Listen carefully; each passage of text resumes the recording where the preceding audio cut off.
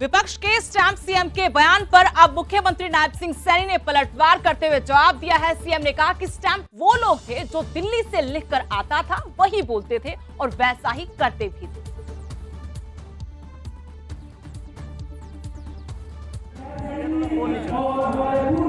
देखिए, ये तो वही लोग जो बोल रहे हैं वो अपने गिरेबान में झांके, उनको अपने गिरेबान में झांक करके देखना चाहिए। स्टैंप तो वही लोग थे जो दिल्ली से जो बात कागज के ऊपर लिख करके आती थी उसी को ही बोलते थे। आज भी अगर राहुल गांधी की तरफ आप लोग देखें, जो उनको लिख करके कोई फीड कर देता है वही लाइन पढ़ता है, चाहे वो कुछ भी लिख करके दे दे, उसको ये भी पता नहीं चलता कि मैं क्या बोल रहा हूँ। देखिए, ये तो वही लोग जो बोल रहे हैं वो अपने गिरेबान में झांके, उनको अपने गिरेबान में झांक करके देखना। बीजेपी ने आज अपना चुनावी घोषणा पत्र जारी कर दिया, जिसे नाम दिया गया संकल्प पत्र, मोदी की गारंटी। लेकिन इस संकल्प पत्र को लेकर कांग्रेस और आम आदमी पार्टी ने बीजेपी पर हमला किया, मैनिफेस्टो को जुमला पत्र नाम दिया। अब इसे लेकर हरियाणा के पूर्व गृह मंत्री अनिल विज ने कांग्रेस पर पलटवार किया है। मोदी जी की अलग अलग ये जो मोदी पत्र है, ये जो जुमला पत्र है, जहां देखूं तुम्हें पाऊं वाला हिसाब है। मोदी जी की अलग अलग फोटो है, अलग अलग भाव भंगिमा है। उसमें मैंने एक सर्च किया डॉक्यूमेंट में, जॉब्स डाला, आप भी डालिएगा पीडीएफ पे। 2 बार आता है उसका जिक्र, महज 2 बार जॉब्स का जिक्र है उस देश में जहां पर बेरोजगारी सबसे विकराल समस्या है। कंपेयर करिए हमारे मैनिफेस्टो से। हम 30 लाख सरकारी नौकरियों की बात करते हैं, हम 1 साल के लिए ग्रेजुएट और डिग्री होल्डर्स को स्टाइपेंड देने की बात करते हैं 1 लाख रुपए का। बीजेपी में 2 बार जॉब्स का जिक्र है और थेथरे ये है कि लिखा जा रहा है खाली रिक्त पद भरे जाएंगे सरकारी। तो 10 साल से झुंझुना क्यों बजा रहे थे, क्यों रहने दिया ये खाली रिक्त? जो वादे नहीं किए थे वो भी किए, भ्रष्टाचार खत्म किया।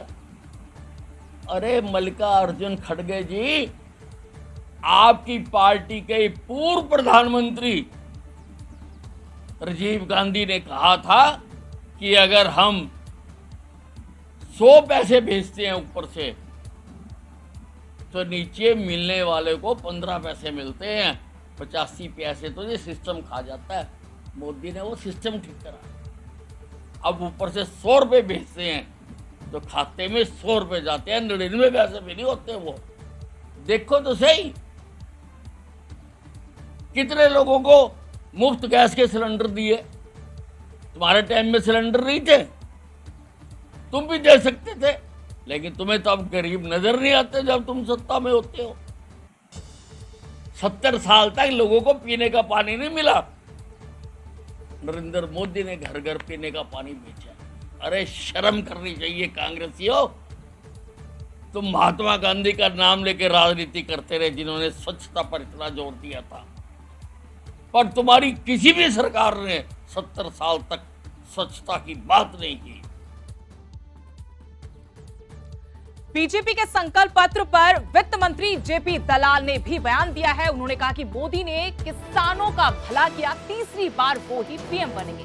संकल्प पत्र में अन्नदाता, नारी, गरीब और युवा पर फोकस है। बीजेपी ने राम मंदिर, धारा 370, किसान उत्थान के वादे पूरे किए। उत्तर भारत की सभी सीटें बीजेपी ही जीतेगी। हरियाणा में सरसों खरीद में देरी हुई, इसको लेकर जब सवाल पूछा कि इस तरीके से किसान परेशान है, सरसों खरीद में देरी हो रही है, तो उन्होंने कहा कि हमारी सरकार किसानों से खरीद के वादे को पूरा करेगी।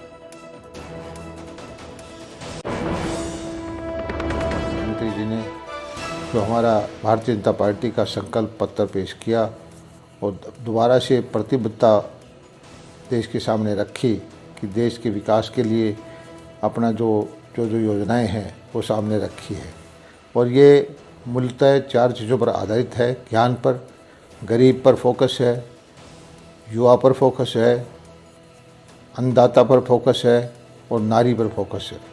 और इसको विस्तृत रूप में हमारे जो संकल्प पत्र है इसमें बताया गया है कि किस तरह से हम गरीब कल्याण की योजनाएं आगे बढ़ाएंगे, किस तरह से युवाओं के लिए रोज़गार के साधन उपलब्ध कराएंगे, किस तरह से नारी को हम जो है 3 करोड़ हमारी बहनों को लखपति दीदी बनाएंगे और इसी तरह से अन्नदाता के लिए उसकी आमदनी बढ़ाने के लिए कैसे हमारा रोड मैप है। मैं समझता हूँ कि भारतीय जनता पार्टी जो वायदे करती है वो उसको पूरा किया है। सरकार ने खुले दिल से किसानों की फसल खरीदी है। बाज़ार भाव से लगभग 800 रुपये 1000 रुपये ऊपर से हम खरीद रहे हैं, साथ साथ पेमेंट भी कर रहे हैं।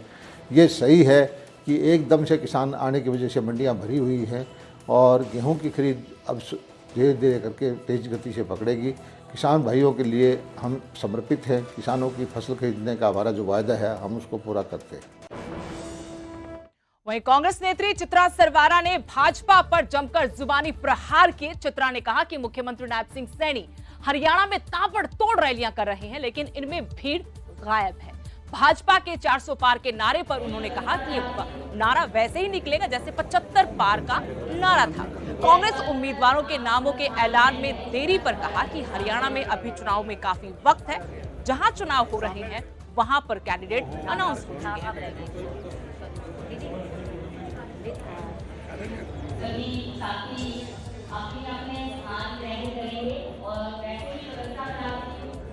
हरियाणा के चुनाव में कम से कम टाइम है और जिस स्टेट में चुनाव चरण दर चरण आ रहा है वहां पर चरण दर चरण कैंडिडेट्स भी अनाउंस करे जा चुके हैं। जितने भी कैंडिडेट्स होंगे हम आपको आश्वासन दे सकते हैं कि बहुत ही सशक्त, बहुत केपेबल और लोकल कैंडिडेट्स हर जगह से पार्टी उठाएगी। और भाजपा के बारे में हम ये कहेंगे कि उनके पास कैंडिडेट उन्होंने चाहे अनाउंस कर दिया पर घर का कैंडिडेट कोई नहीं है। तकरीबन 60% के करीब हरियाणा के कैंडिडेट्स तो ओपनली वो हैं जो अब की बात दूसरी पार्टी से और खासतौर पे कांग्रेस से छोड़कर ज्वाइन करें। हरियाणा लोकहित पार्टी के सुप्रीमो और सिरसा से विधायक गोपाल कांडा ने आज कार्यकर्ताओं के साथ बैठक की। इस दौरान कुमारी सैलजा के कांग्रेस उम्मीदवार होने के सवाल पर कांडा ने कहा कि इससे किसी भी तरह का कोई फर्क नहीं पड़ेगा। इसी के साथ गोपाल कांडा ने जेजेपी और इनेलो पर भी निशाना साधा और कहा कि ये लोग वजूद की लड़ाई लड़ रहे हैं। अपना काम वो अपने वजूद की लड़ाई लड़ रहे हैं, जिंदा रहने की भी किसी तरह से हमारा चश्मा बचे और चाबी खोने से बचे, और कुछ नहीं है। कहीं से कुछ नहीं होना। 10 की 10 सीटों से जमानतें जब्त होंगी। आपके सामने होएगा जो मैं बोल रहा हूँ वही हाल।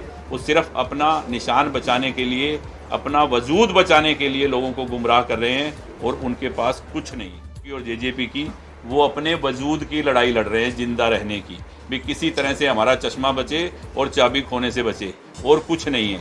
कहीं से कुछ नहीं होना। 10 की 10 सीटों से जमानतें जब्त होंगी। आपके सामने होएगा जो मैं बोल रहा हूँ वही हाल। वो सिर्फ अपना निशान बचाने के लिए, अपना वजूद बचाने के लिए लोगों को गुमराह कर रहे हैं और उनके पास कुछ नहीं है। तो पहले भी आई थी वैसे में, क्या किया बता दो। कौन नहीं जानता शैलजा को भी, यहाँ आई थी पहले और 2-2 बार जीती हैं। और क्या हुआ, अभी बैठा था जो खजांची परिवार बताया ना आपको, 20 बार उनके घर खाना खाया है बहन शैलजा जी ने। जब प्रेम सुखदास जी और राजू जो खुद बैठा था, बोला भाई साहब हम दिल्ली गए, हमें पहचाना ही नहीं, उसने बात तक नहीं की। क्या फायदा। ऐसे मैं 50 आदमी को जानता हूँ। भागीरथ गुप्ता जी सामने ही हैं, अभी बाहर ही खड़े होंगे, वो मेरे घर लेके भी आए थे उसको। और चौधरी दलवीर सिंह जी के साथ इनका ऐसा संबंध रहा है जिसका कोई हिसाब नहीं। कुछ नहीं है, कोई भी आए। लोगों ने मन बनाया हुआ है कि देश के लिए, धर्म के लिए, सनातन धर्म को जिंदा रखने के लिए और अपने देश के गौरव के लिए भारतीय जनता पार्टी को नरेंद्र मोदी जी के हाथों को मजबूत करने के लिए कमल का फूल खिलाना है।